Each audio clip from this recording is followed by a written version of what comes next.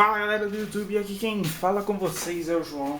E hoje voltamos aí para mais um dia de aprendizado, continuação do último vídeo, né, praticamente, que a gente parou mais ou menos no meio do PDF. Mais pro final do vídeo eu vou explicar o que vai acontecer nos próximos, então fica aí até o final. Então vamos lá, a gente tinha parado nos kanjis. Os kanjis, eu já vou abrir aqui. Dessa vez eu tirei alguns prints, eu não vou ficar no PDF, porque senão a gente vai ficar muito tempo passando de uma página para outra que eu quero. E eu tirei os prints das coisas mais importantes que eu achei. Bom, vamos lá, lembra que eu tinha falado lá num dos primeiros vídeos que o kanji ele representava ideias e não sons, igual o hiragana e o katakana? Então, vocês podem ver aqui como eles representam essas ideias. Então, você pode ver que esse kanji provavelmente significa árvore, e ele está aqui na estrutura de uma árvore. Então é como, de algum modo, eles enxergaram um desenho de uma árvore. Provavelmente não era assim no começo esse kanji. Esse kanji devia ter uns negócios assim, né? Mas para ficar mais, como é que fala, legível, né? Eles deixaram desse jeito. Olha só as montanhas. Provavelmente alguém tinha desenhado as montanhas assim antes, mas aí eles acharam que para ficar mais legível deveria ser escrito dessa maneira. E aqui eu até anotei uma coisa que ele deixa por baixo, né? Que é que carro em japonês é kuruma. E aí, se você escreve em hiragana, você vai escrever kuruma. Só que o ideograma para kanji é esse aqui. Então, toda vez que você lê isso, você automaticamente já vai ler carro. Você vai ler kuruma, né? Que é carro. Você não vai precisar fazer esses três. E se você aprende a escrever desse jeito, não está errado. Você está escrevendo em kanji. Então, para uma criança, você primeiro vai ensinar kuruma.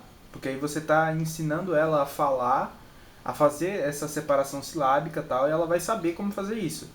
Só que aí logo depois você já vai explicar como é que representa essa ideia. Então, assim, o kanji, ele é mais difícil de desenhar, de escrever, do que os hiraganas. Pelo menos esse aqui, né? Só que ele vai fazer com que você deixe de escrever 3, você vai escrever só 1. Então, sim, o kanji é para facilitar. Vamos pro próximo. Agora, passando um pouco mais pro romaji, né? Que o kanji é basicamente isso, né? Não tem muita enrolação. O romaji, ele não é ele é, na verdade, né, um outro alfabeto japonês. Só que o romaji, ele serve para você escrever o japonês com as nossas letras romanas.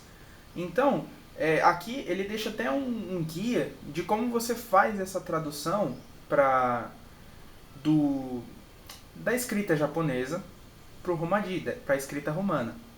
Então, por exemplo, lembra lá no final, quando eu falei desse tsu pequenininho aqui, que ele serve para duplicar quando tem duas consoantes, né? Duas consoantes. Então, para perceber. Quando isso aqui está em japonês, esse, por exemplo, kekon, casamento, você não vai ler ke, tsu, kon.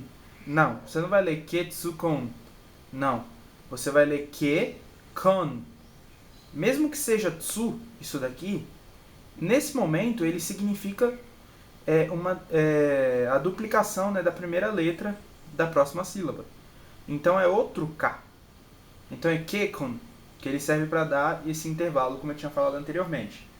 Então, kekon. E quando você for traduzir, você simplesmente vai dobrar essa letra. Por exemplo, teken. Teken. Não é tetsuken. Não é itsukai. Não, é ikai. Teken. Beleza? Consoante dupla aqui. Tá aprendendo a traduzir isso. Sons longos. Sons longos, cara, por exemplo, lembra lá da nossa pronúncia, que eu tinha falado aqui, ó. Quando tem o O e o U, é to. Você não vai pronunciar o U, é O. Você vai prolongar o som do O. Então é Tokyo, não é Toukyo. Entendeu? É Tokyo. Então, para isso ser representado em romaji, você tem que ou fazer um acento circunflexo ou um macron, que é essa linha reta aqui em cima da letra. Ou você pode simplesmente colocar o U, mas provavelmente uma pessoa que ainda não sabe que o OU, que ainda é leiga na questão da pronúncia, não vai saber que é Tokyo. Ela vai falar Tokyo, Tokyo, entendeu? Por exemplo aqui, ó, Koen, Koen, entendeu? É o U aqui também, mas é Koen. Então, esse acento circunflexo é para você marcar essa pronúncia, né? Então a pessoa vai saber como pronunciar. Ó, Gakko, Gakko. Você vê que aqui tem outro tsu, né? Só que como eu falei antes, é só dobrar. Ou, então é só o na pronúncia. Então é Gakko. Beleza? Temos outros exemplos aqui, ó. Kino, sensei. Olha aqui, ó. Olha o i. Que é ei. Quando termina em ei, você só vai prolongar o e.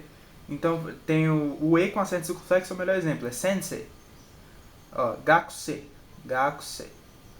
Yure, yure. Então olha só, tem um duplo u.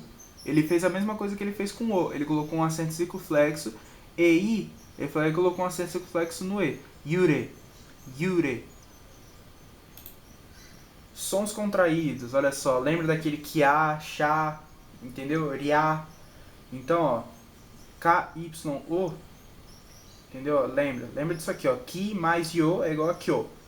Então é bem kyo. Ryori. Gyago. Kaisha. Ju. Então, olha só. Vê que quando ele junta, não tem importância se você escrever ja, ju, jo, porque vai ser a mesma coisa que ja, ju, jo, entendeu? Na hora de você pronunciar. Só que você tem que deixar isso claro, né? Então, deixa eu ver, ó. Gyago. Entendeu? Vai ser escrito desse jeito. O N duplo, olha só, isso é uma questão aqui de pronúncia também, mas eu já vou chegar na parte da pronúncia. Mas olha só, das duas letras N, a gente pode confundir quem está estudando, ó. Sanen, sanen, entendeu? Você vai duplicar esse N aqui, ó. Ó, isso aqui é sa, ne, a, na, i, entendeu? Como dá pra ver, no hiragana você não pronuncia essas palavras como sanen, sanen e anai. Não, as sílabas são separadas. Sa, ne, entendeu? Lembra que o N, ele é sozinho, entendeu? A letra N é sozinha, você tem que pronunciar ela sozinha. Então é sa, ne, Não é igual às sílabas portuguesas que você vai falar san e nem. Senão seria sanem. Ou anai. Não. É sa, ne, Então tem que ter esse no N, sabe? Pera aí, que toda hora dá umas bugadas assim. Oh, meu Deus. Deixa eu só... Agora é achar, né? É a 6. Não, é a 7. Aí, ó. Ó, des. Agora, des é o verbo mais básico do japonês. E aí a gente já está aqui aprendendo a afirmar coisas em frases. Des é o verbo mais básico do japonês. É bem próximo do nosso ser estar. É o verbo to be do japonês. Basta colocar des depois de alguma palavra para afirmá-la. Então, por exemplo, se eu quero falar é um anime, eu vou colocar anime des. Então aqui já basicamente eu estou afirmando uma coisa. É fofinho, kawaii des. Sou brasileiro, buradiru jin des. E lembra que o des aqui, cara, você tem que pronunciar des, não desu. Eu falei isso ontem também. Juji des. Juji des. São 10 horas. Entendeu? Aqui é juji, que seria 10 horas. Des. São. Então, para você afirmar, você pega a palavra que você está querendo colocar e só coloca des depois. Beleza? Então, vamos lá. Repare que nas frases acima o contexto é vago. Para especificarmos o tema sobre o qual estamos falando, usamos o a, que na verdade é ha, mas você vai ler o a quando você estiver usando nessa função. Por exemplo, se quando eu disse é um anime, quisesse deixar a frase mais específica informando que Senseiya é um anime, eu coloco Senseiya antes do a, que é essa partícula, para marcá-lo como assunto / tema da oração. Então aqui, ó, Senseiya wa anime desu. Então, quando eu quiser ser mais específico, eu coloco a coisa que eu estou me referindo. Por exemplo, aqui eu estou falando de anime. Qual anime? Senseiya. E aí você tem que ligar sensei e anime com o a, que é essa partícula. Como eu disse antes, ó, é a letra ha, só que quando ela está sendo usada nessa função de partícula, ela vai ser usada como o a. Então, sensei wa anime desu. Beleza? Usando esse esquema básico, aqui tem a parte da apresentação. Watashi wa, vamos colocar o meu nome aqui, ó. Watashi wa João desu. Eu sou o João. Então, ó, watashi, eu, wa, a partícula que indica o tema. O tema é qual? Meu nome, João. E desu, para afirmar que eu sou o João. Então, watashi wa João desu. Então, só que, por exemplo, para você facilitar um pouco mais, o watashi wa, ele é muito formal, muito formal. E você não precisa explicar que você está se referindo a você mesmo, porque quando você falar João desu, todo mundo vai saber que você está falando que o seu nome é João. Porque, por exemplo, em português a gente não fala meu nome é João. Não, você só fala João, prazer, entendeu? Então, João desu. Sabendo apenas essa simples forma para afirmar as coisas, você já pode falar muitas coisas em japonês. Por exemplo, Emi desu, sou a Emi. Buradino desu, sou brasileiro. Hiro desu, sou um herói. E lembrando aqui tá em feminino as coisas e eu tô falando em masculino, mas não tá errado. Porque, não, como eu falei, não tem essa parada de masculino e feminino no japonês. Não é igual a gente. É unissex, né, as palavras. Então, vai falar João desu, não vai mudar esse A aqui, eu sou o João. Se estiver falando em mim desu, depende do contexto. Não existe um artigo para indicar. Agora vamos falar desu na negativa. Então, se é basicamente janai, desu na negativa. A gente estava aprendendo antes, né? Então, por exemplo, a mesma estrutura pode ser usada para negar coisas. Veja como podemos usar o desu na negativa. Então, de wa arimasen. De wa arimasen. Ja arimasen. Tanto de wa arimasen como ja arimasen são contrações negativas polidas do verbo desu. No entanto, de wa arimasen é ligeiramente mais formal, mais dura. É bastante usado em discursos políticos, reuniões e tal. Então, basicamente, é arimasen. De wa arimasen, ja arimasen, que é basicamente o contrário. De wa seria um pouco mais formal. Exemplos. Kyo de wa arimasen, não é hoje. Então, kyo deve ser hoje, né? De wa arimasen, kyo de. Kyo de deve ser hoje, é hoje, né? Esse de deve ser alguma partícula. E o wa arimasen é não, praticamente. Braibu wa kyo ja arimasen. Ja arimasen é outra forma de dizer não. O show não é hoje. Aqui, ó. O show não é hoje. Ó. E, na verdade, ó. O show não é hoje. É uma parada assim, né? Então, anata wa shinsetsu ja arimasen. Você não é atencioso. Então, aqui, ó. Ja arimasen. Falando entre amigos, ó. Agora, o desu faz parte da linguagem formal e polida do japonês. Você afirma coisas com desu sempre que estiver falando com pessoas mais velhas, superiores, desconhecidas na rua, e meios de trabalho, autoridades, etc. Na dúvida, vai de desu. Então, você tá chegando agora, você esqueceu mais ou menos desu, mano. Porque aí todo mundo já sabe que você é gaijin, né? Você é estrangeiro, então mete o desu mesmo se tiver na dúvida. No entanto, há uma outra camada da linguagem que é mais informal. Então, a gente vai ver qual que é ela. Então, informalmente, você não vai falar desu, você vai falar da. É só trocar o desu por da. Então, ore wa seigi da. Você não precisava falar ore wa seigi desu. Ore wa seigi da. Eu sou a justiça. Quem viu Death Note ou qualquer tokusatsu do planeta. Inu da. Inu da. É um cachorro. Então, assim, você não precisa falar inu desu. Tipo, é um cachorro. Não, é inu da. Que é basicamente a linguagem informal usada, né, pelas pessoas que são os jovens, né, entre si, e na maioria dos animes e mangás é o da em vez do desu. O da usado no dia a dia aparece com muito mais frequência em pequenas expressões como soda, que é tipo, é mesmo. Ou quando há algum tipo de surpresa, como no exemplo acima, inuda. Quando ele quis se referir ao cachorro, ele falou inuda. Então é assim, o inuda. Ele tem esse ponto de exclamação aqui, quer dizer a surpresa que ele teve ao ver o cachorro.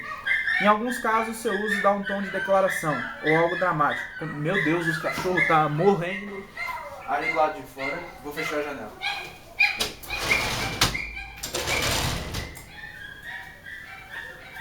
Provavelmente não adiantou muita coisa, mas é isso aí. Em alguns casos, o uso da tom de declaração é algo dramático, já falei isso. Como na música da abertura de série do Jasper, que o uso do da é coerente com a intenção heróica e dramática do contexto ore wa seguirá. Ah, isso é do Jasper. Em muitas situações, você também pode simplesmente omitir o des ou da dessa forma. Então, assim, ó, Ricardo. Então, se eu falar só João, eu não preciso falar des, João, João da, João des, entendeu? Que antes você já tinha tirado o atashiwa. E aí tinha o João des no final. Você já exclui o des, fica muito mais fácil de se comunicar. Então você fala João yoroshiku, que é tipo prazer. Então assim, as pessoas já vão saber que eu tô falando que eu sou o João. Então, João yoroshiku, prazer. Muitas vezes é um tom mais adequado de resposta quando se está falando entre amigos. Mais um exemplo. Kore wa pasta. Isso é macarrão. Então, kore é isto, que está aqui embaixo. Sore isso, aquilo, are. Então, kore wa pasta. Esse seria o é, né? A partícula que indica é. Então, kore, isto é macarrão, pasta. Oh, meu Deus do céu. Tem hora que trava aqui o bagulho. Vai no 18. É isso aí. Expressões comuns com da. Por exemplo, você às vezes está falando, por exemplo, verdade, só que aí você quer dar um tom mais dramático. Então é mais coloquial, mais do dia a dia. Hontoda é verdade.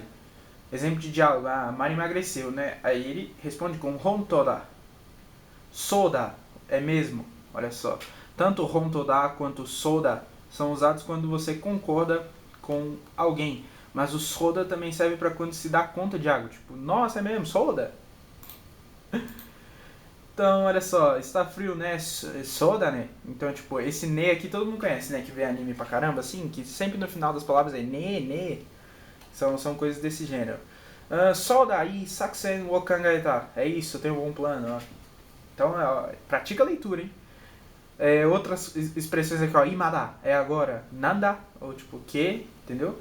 Você também pode usar o nanda de outro jeito, então, sem ser só uma pergunta, nanda kore.